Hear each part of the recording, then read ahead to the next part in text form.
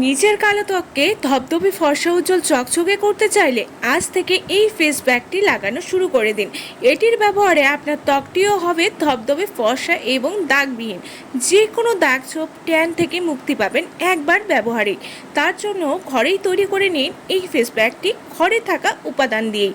এর জন্য লাগবে 2 চা চামচের পরিমাণ বেসন, 1 চা চামচের পরিমাণ চালের গুঁড়ো, সামান্য পরিমাণ হলুদ গুঁড়ো, নেব 2 থেকে 3 চা চামচের পরিমাণ টক দই, মেশাতে হবে লেবু রস এবং শেষে মধু বা গ্লিসারিন দিয়ে পুরো প্যাকটিকে তৈরি করে নিতে হবে। নিয়ে সপ্তাহে 2 থেকে 3 বার রাতে অল ওভার ফেস এবং গলাতে ভালো করে লাগিয়ে নিতে হবে।